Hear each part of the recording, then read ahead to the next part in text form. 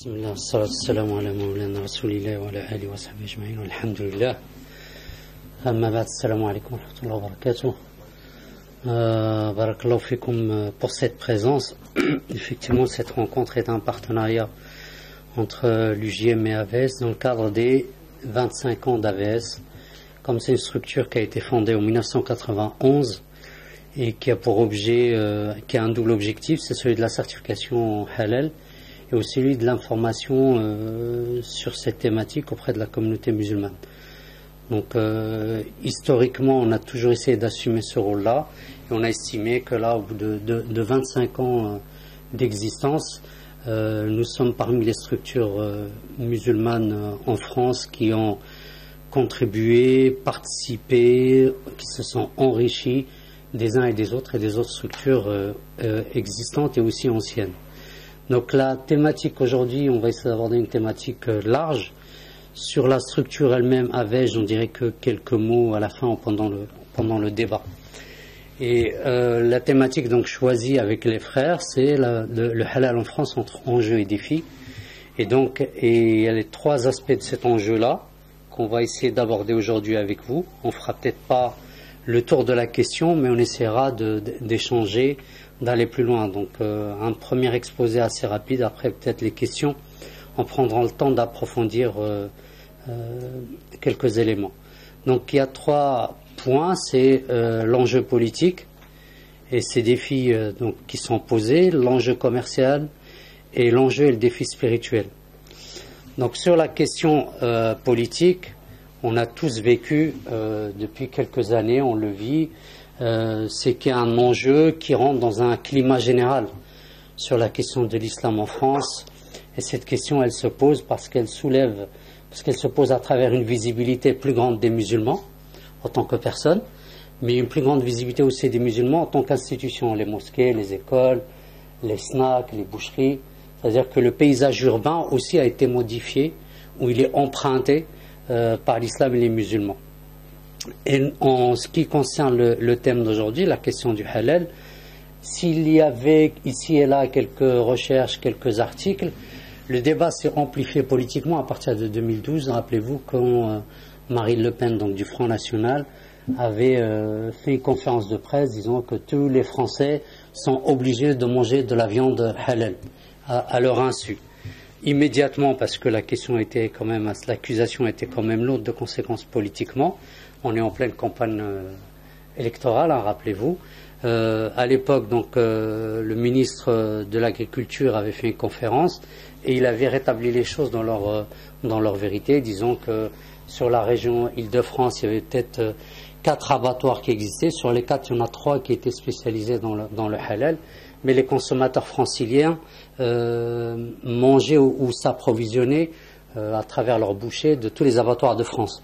Donc c'était un pourcentage assez ridicule, voire minime, et que l'intervention de Marine Le Pen avait avant tout pour objectif de lancer une polémique à des fins électoralistes.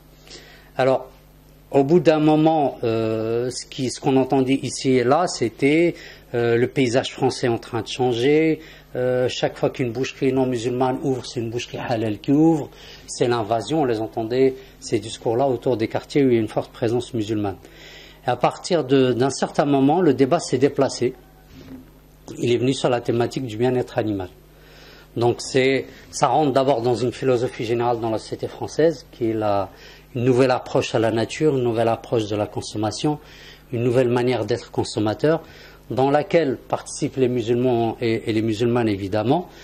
Il se base aussi, on décrit les pratiques de l'abattage, puisque c'est lié au bien-être animal, parce qu'effectivement il y a des pratiques réelles, on le sait, et des pratiques réelles condamnables essentiellement au moment de l'Eid.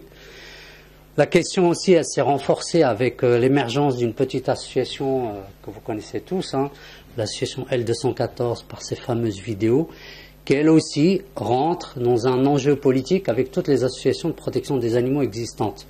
La plus ancienne, c'est l'OABA, c'est une association qui a été fondée dans les années 60 en vue de dénoncer la maltraitance des animaux dans les abattoirs.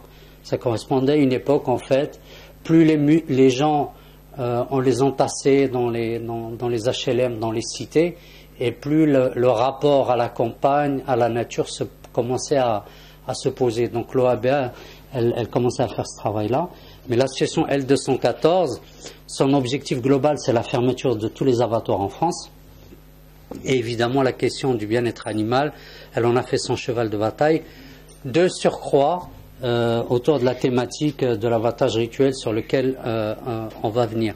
Alors tout ceci, dans un climat qui est malsain, fait qu'on a le sentiment que ce sont les musulmans qui sont visés. L'abattage rituel juif ou la nourriture cachère n'est pas très visé directement. Ce qu'on vise essentiellement, c'est la nourriture halal, parce qu'en termes de nombre et de visibilité, elle est plus forte, et en termes de stratégie politique, elle est plus facile à aborder, il y a moins de conséquences politiques. C'est ce que pensent certains, mais je pense que dans le débat, on verra que c'est un petit peu plus compliqué que ça. Alors, sur quoi le débat a lieu sur la question du bien-être animal, que certains acteurs politiques essaient de mettre en avant au nom de cette idée de bien-être animal, c'est l'instant, on va dire, de la mise à mort de la bête. Parce que dans l'imaginaire collectif, chez les musulmans, la mise à mort de l'animal, c'est ça. D'accord ? On considère qu'il y a du sang partout, il y a de l'agitation.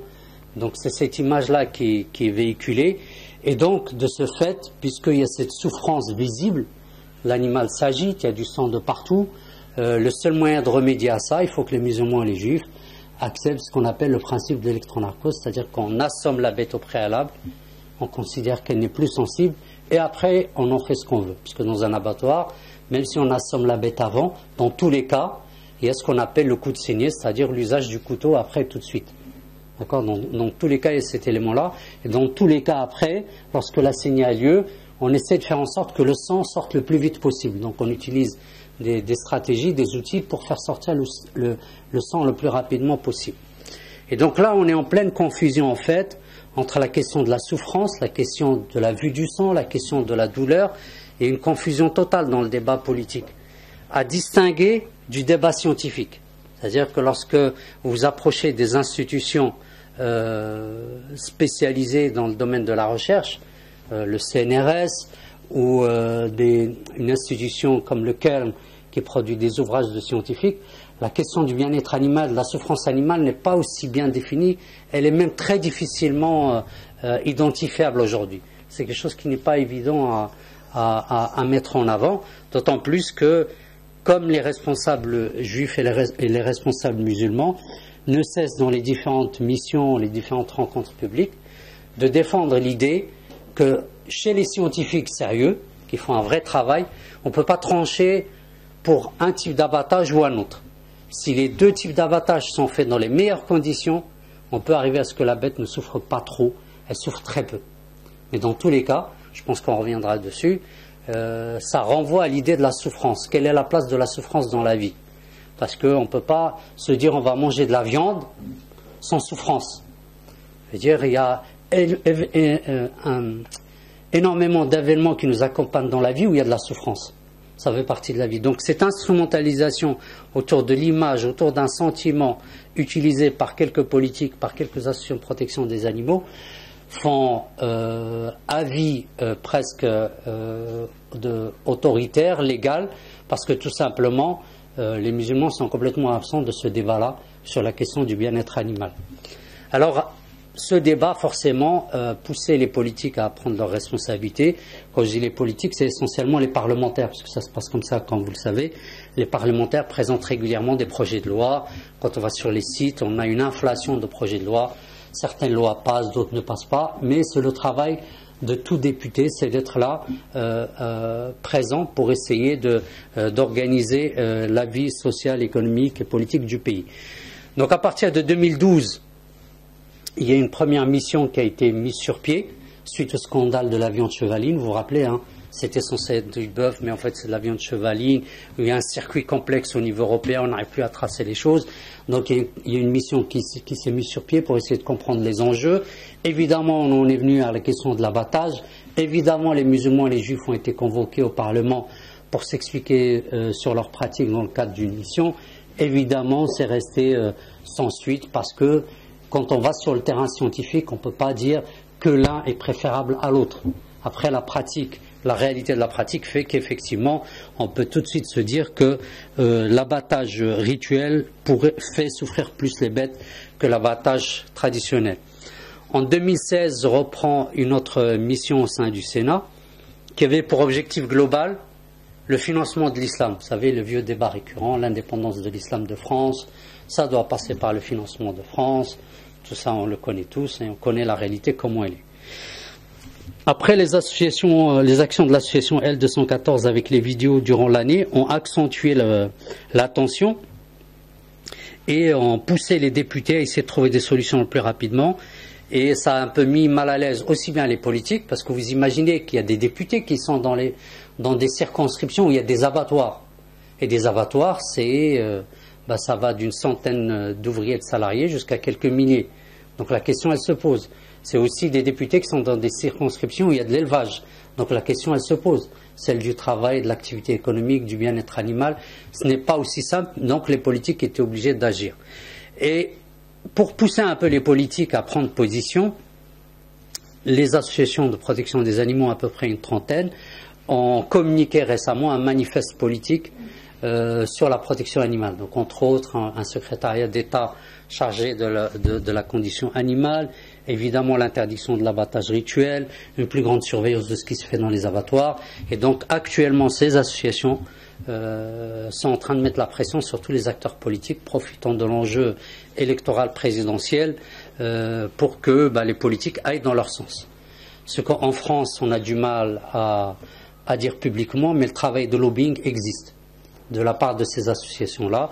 Et les politiques, comme les abattoirs, font très très attention à la pression de ces associations-là. Dans tous les cas, ils en tiennent compte énormément. Donc ça, c'est en termes de mobilisation. Il y a eu des tentatives de réponse institutionnelle, parmi lesquelles il y a eu la proposition d'une taxation du halal pour financer l'islam de France.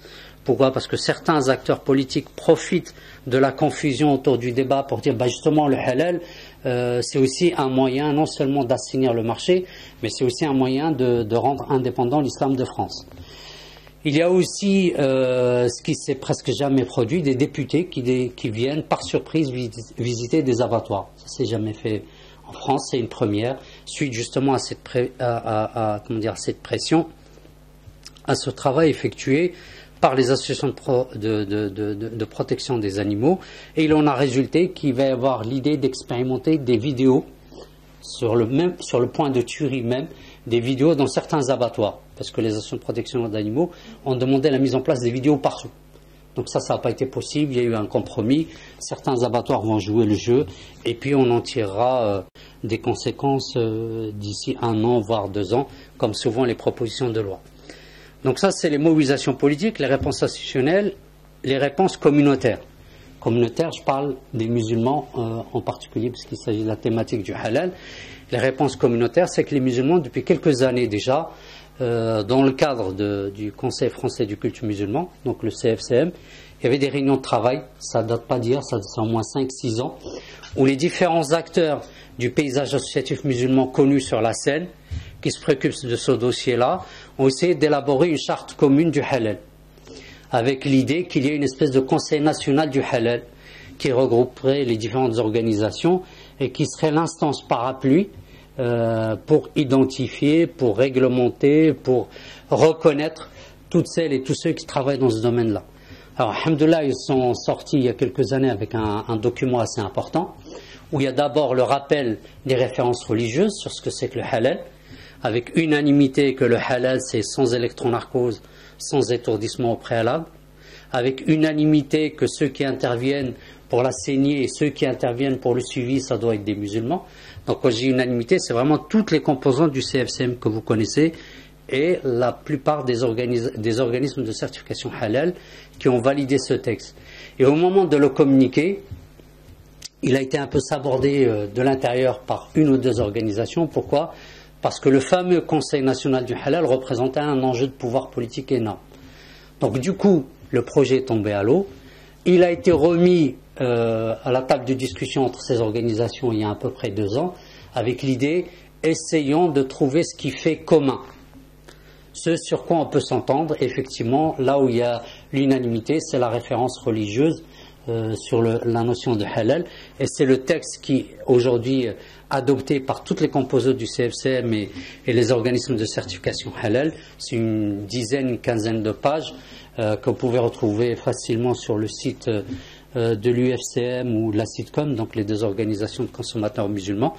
Et cette charte, effectivement, elle a le mérite d'avoir mis les musulmans d'accord, noir sur blanc. Donc, évidemment, les acteurs politiques institutionnels ont eu très peur. Ils ont demandé à ce que cette charte ne soit pas communiquée pendant la campagne électorale présidentielle, parce qu'ils ont peur des rebondissements politiques et des débats autour de ça. C'est quelque chose pour l'instant qui reste en cercle restreint, mais c'est quand même un élément important à signaler. Alors dans tout ça, le halal en France, à part ce document charte halal, qu'est-ce qui l'identifie, qu'est-ce qui le définit, qu'est-ce qui le détermine? Pardon. Le halal au niveau français au jour d'aujourd'hui, sa seule définition légale, c'est la charte qui existe aujourd'hui produite par le CFCM. Mais cette charte, elle ne fait pas force de loi, elle ne fait pas force réglementaire. Ce qui se pratique en France, par contre, c'est que par exemple quelqu'un qui vend du porc et il dit que c'est du halal, il peut être condamné par la justice française parce qu'il est évident que ça contredit complètement. Mais quelqu'un qui vendrait, entre guillemets, excusez-moi de l'expression, c'est juste pour faire court, du faux halal, on ne peut pas l'attaquer en justice parce qu'il n'y a pas un texte réglementaire qui définit c'est quoi le halal autour duquel un tribunal peut se positionner. Donc ça c'est important. Par contre, ce qui concerne l'abattage rituel, c'est réglementé. Il y a ce qu'on appelle le code rural français, c'est ce qui rassemble tous les textes réglementaires sur l'activité agricole abattage. D'accord ? Tout ce qui concerne les produits carnés et les produits de consommation en général. Et là, le texte, il est clair que tout assommage doit se faire, que tout abattage doit se faire dans un abattoir avec assommage au préalable, excepté pour les musulmans et les juifs. Et c'est ce texte-là que certaines associations aujourd'hui veulent remettre en cause, comme l'OABL a attaqué en justice le Premier ministre il y a quelques années, pour que cette exception soit enlevée du code rural. Donc, il y a cette mobilisation, elle continue toujours. Il y a une dernière proposition qui est sortie avec la dernière commission de 2016 qui dit on laisse l'exception de l'abattage rituel, mais on va rajouter que l'abattage rituel peut être effectué avec électronarcose avant et après. C'est-à-dire on ne va pas enlever, mais on va rajouter.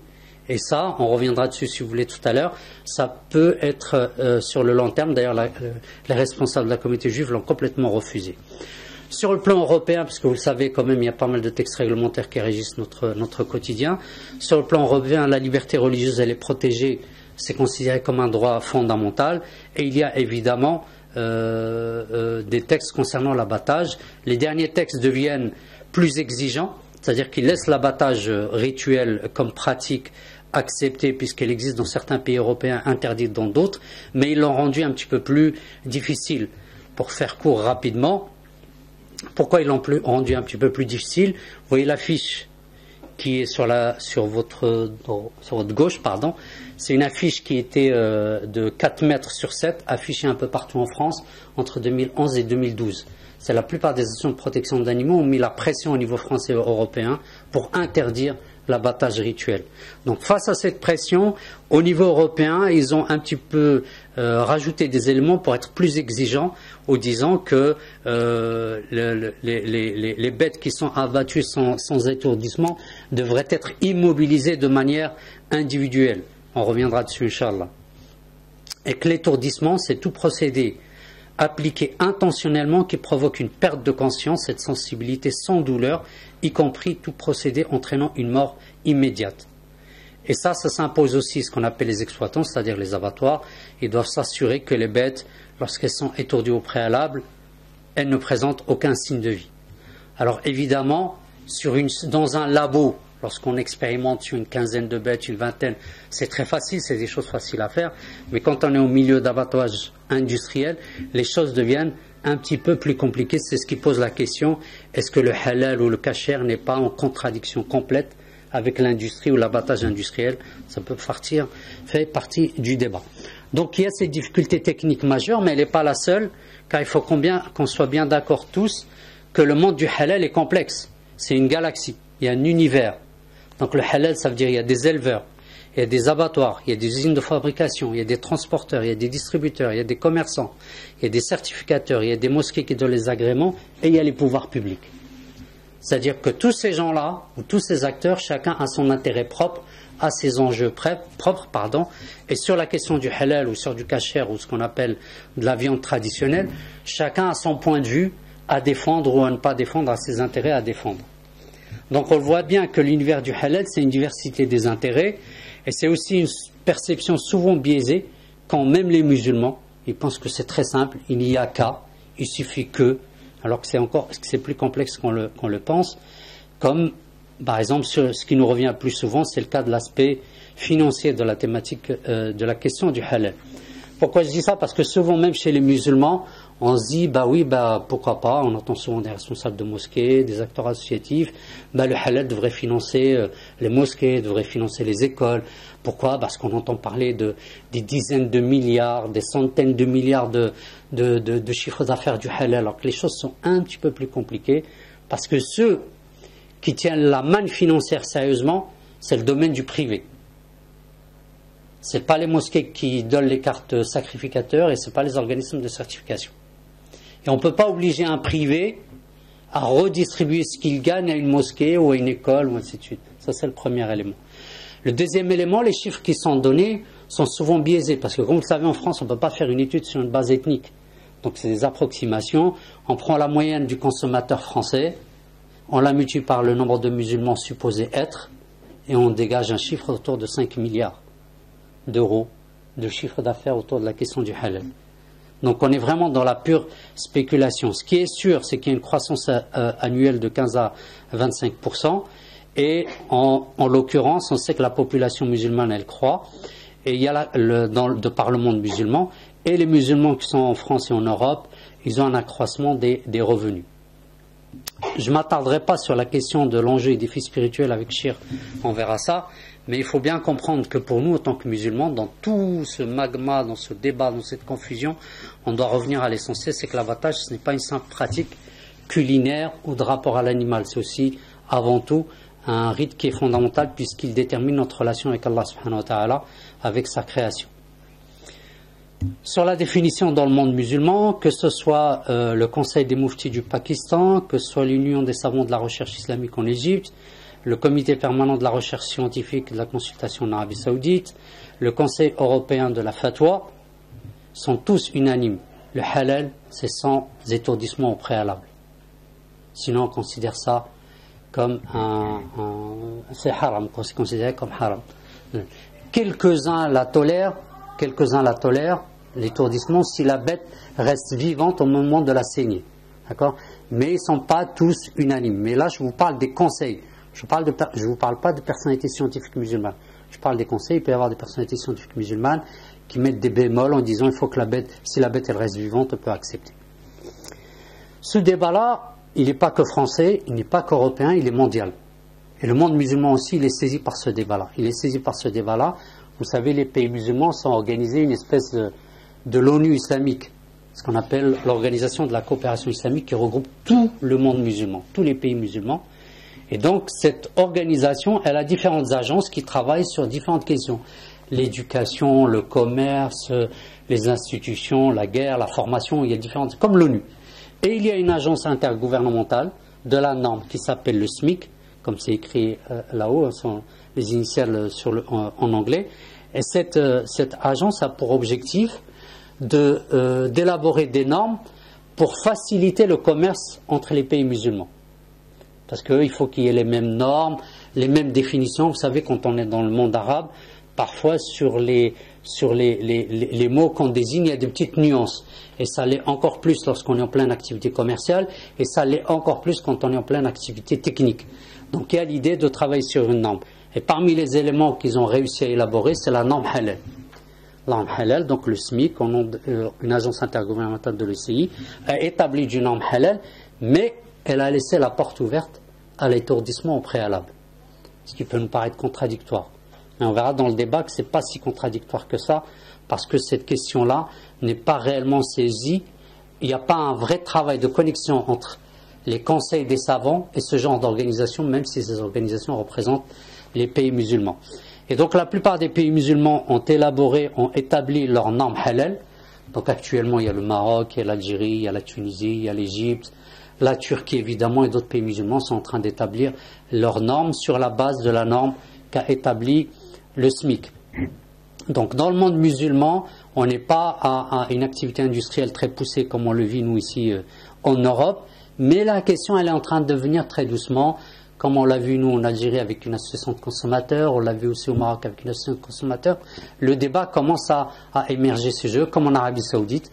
En Arabie Saoudite, il y a des débats parce qu'il y a des gens qui dénoncent l'importation des poulets doux. Poulets doux, c'est en France, qui utilise l'électronarcose, et poulets doux, c'est 25% détenus par un industriel saoudien, qui est très proche du pouvoir saoudien. Donc la question est très sensible, mais les consommateurs saoudiens dénoncent régulièrement, lorsqu'on suit sur leur page Facebook, ces questions-là. Donc, on va le voir entre nous, Inch'Allah, c'est que ce débat sur le halal qui est lancé politiquement à des fins électoralistes, avec une vision identitaire de la chose, pour encore une fois essayer de sortir l'islam et les musulmans du paysage socio-économique, culturel français. Nous, en tout cas, en tant que musulmans, on en débat souvent avec des frères et sœurs un peu partout sur le territoire, ça pose la question de quel est notre rapport à la consommation, donc les questions d'éthique. Ce débat-là, qui a priori comme ça arrive avec une démarche négative, agressive, violente et conflictuelle, en tant que musulmans, ça nous responsabilise, ça nous interpelle et ça nous pousse. Comme quoi Allah subhanahu wa ta'ala, par des situations difficiles, par des situations de tension, il nous réveille à nous-mêmes, à nos références, à nos textes. Donc évidemment, il y a une responsabilité des consommateurs. Il faut qu'on maîtrise l'enjeu, qu'on comprenne les tenants et les aboutissants. Et il faut aussi, peut-être ça nous pousse à une maîtrise de soi, c'est-à-dire quel est notre rapport à la consommation. Je ne vous apprends rien, vous connaissez la réalité de nos quotidiens en tant que musulmans, surtout pendant le mois de Ramadan. Donc en résumé, vous voyez bien qu'il y a une diversité d'acteurs, il y a une diversité d'enjeux, et c'est des défis qui sont lancés pour la société. Quand je dis la société, c'est nous compris, hein. Je nous exclus pas de la société, parce que si on prend la question du halal comme approche universelle pour l'humanité, on peut participer au débat national et européen, même international, sur la question de la nourriture, de l'élevage, de l'industrie, de l'abattage, ainsi de suite. Et alhamdoulilah, Allah subhanahu wa ta'ala nous permet ainsi de suite parce que si on était dans notre confort, on s'impliquerait pas dans ces débats-là. C'est lorsque souvent on est pointé du doigt qu'on se sent obligé d'y aller. Qadarallah, c'est comme ça, alhamdoulilah. Donc quels sont les défis pour les musulmans de France autour de cette question-là? Pourquoi les musulmans de France? Parce que c'est tout simplement la plus forte communauté religieuse en France après les catholiques. Catholiques, il y en a autour de 25 millions.